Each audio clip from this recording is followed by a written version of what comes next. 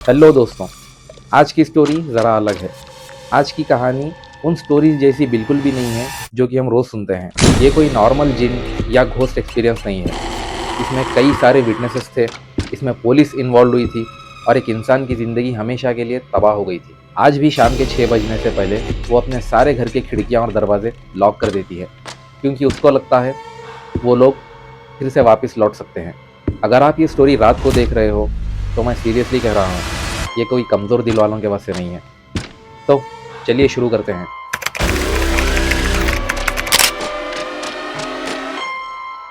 तो ये बात है 1997 की, कुवैत सिटी और गर्मी का सीज़न। नूरा 35 साल की एक सिंपल सीधी सादी लेकिन फेमस वेडिंग सिंगर थी। उसका नाम उस वक्त यूएई, बहरीन, कतर तक मशहूर था। शादी हो और नूरा का गाना ना हो, इम्पॉसिबल।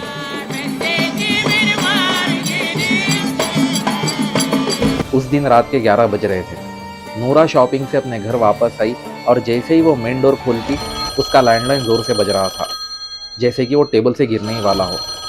जैसे ही उसने फ़ोन उठाया और दूसरी तरफ बहुत साफ, बहुत शुद्ध अरबिक बोलने वाला आदमी, वो अरबिक जो कि सिर्फ रॉयल फैमिलीज बोलती हैं, वो आदमी कहता है, मेरी बेटी की शादी है, मुझे आप चाहिए। तभी नूरा ने डायरी चेक की। 3 हफ्ते बाद की डेट खाली थी और उसने हाँ कर दी। लेकिन एक अजीब सी बात, जो एड्रेस उस आदमी ने दिया था वो कुवैत सिटी से दूर 20 किलोमीटर सुनसान रेगिस्तान में था। और वहाँ पे कोई शादी हॉल नहीं, वहाँ पे कोई पैलेस नहीं, बस मिट्टी, हवा और रेत।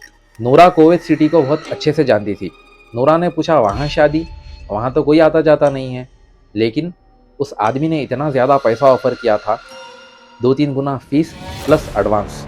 थोड़ा डर, थोड़ी खुशी और थोड़ा डाउट।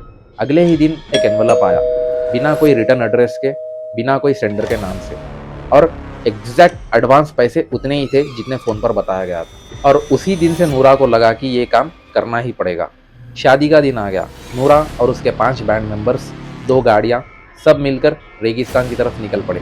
सिटी के लाइट्स पीछे रह गए थे और सामने सिर्फ काला अंधेरा रेगिस्तान था। और कुछ ही दूर आगे रास्ते में उन्हें एक इंसान मिलता है जो कि उनको रिसीव करने के लिए आता है। रास्ता आगे कुछ नहीं, जीपीएस उस टाइम था भी नहीं, पर फिर भी वो आदमी उनको लीड कर रहा था। और उस रेगिस्तान में बिना रोड के वो आदमी ऐसे गाड़ी चला रहा था जैसे कि उसे सब कुछ पता है। लैला, जो कि एक नूरा की बैंड मेंबर थी, वो काफ़ी घबराई हुई थी। वो कह रही थी कि ये आदमी अंधेरे में कैसे देख रहा है और हम इतनी अंदर क्यों जा रहे हैं। It doesn't feel right. नूरा ने बस एक ही लाइन बोली, बस उसको फॉलो कर। और 30 मिनट के बाद रेगिस्तान के बीचों बीच उनके सामने एक बहुत बड़ा और पुराना महल आ गया, जिसमें से रोशनी आ रही थी। बड़े दरवाजे, लंबी खिड़कियां और पुराना आर्किटेक्चर। अजीब सी सरगोशी, ऊद और बखूर की स्मेल जो कि रॉयल फैमिली से आती है। लेकिन अंदर एक भी आदमी नहीं, शादी का नामो निशान नहीं। पूरा महल एकदम खाली। एक पर्दे में डूबी हुई लड़की उनको अंदर लेके गई। खाना, खजूर, चाय सब सजाया हुआ था, लेकिन अंदर एक भी मेहमान नहीं, कोई भी नहीं। और यही सबसे पहला सिग्नल था कि अंदर कुछ तो गड़बड़ है। और रात के 10:30 बजे जैसे ही नूरा गाना शुरू करती है, सब कुछ नॉर्मल था। फिर अचानक से हॉल के सारे दरवाजे एक साथ खुले और 1 मिनट के अंदर 300 से भी ज़्यादा लोग एक साथ अंदर आ गए, जैसे ये सारे लोग हवा से बनकर आए हो। पुराने अरबिक बुरखे, वाइट तोप्स। और नूरा को शौक लगा। लेकिन असली हॉरर तो तब शुरू हुआ था जब ये सारे 300 लोग मिलकर डांस करना शुरू करते हैं। और ये डांस कोई इंसानी डांस नहीं था। परफेक्ट सिंक्रोनाइजेशन, एक भी आदमी बीच में नहीं रुकता, किसी को सांस नहीं चढ़ रही थी, सब एक ही बीट पे मूव कर रहे थे, जैसे कि किसी ने कॉपी पेस्ट किया हो। और फिर वो इम्पॉसिबल मोमेंट, उनके पैरों का शेप बुरखे के नीचे से दिख गया था।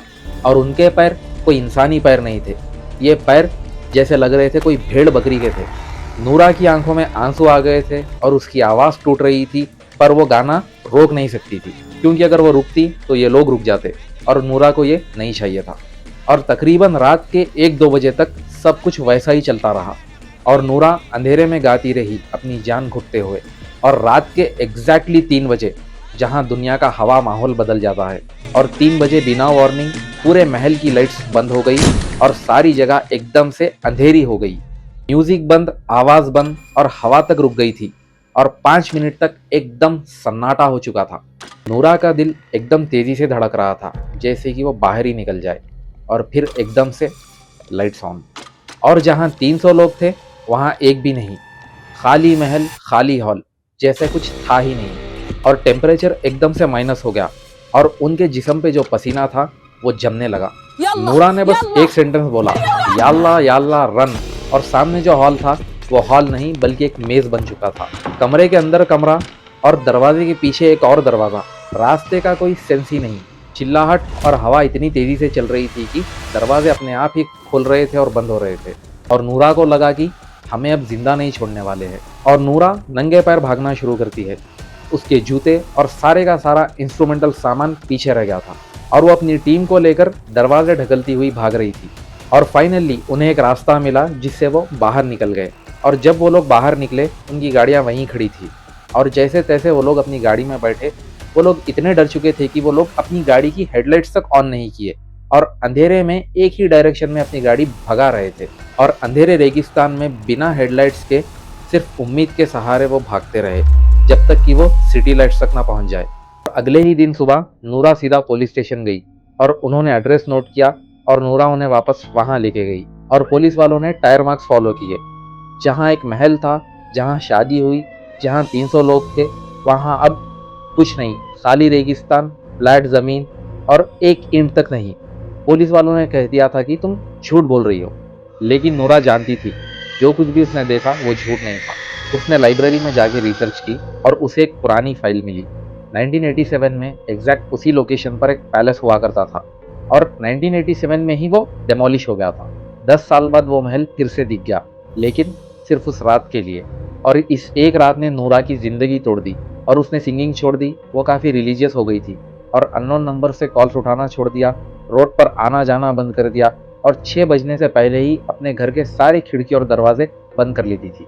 आज वो दादी है, खुश है, लेकिन उसकी आंखों में वो चमक, वो जिंदगी आज भी कहीं खो गई है।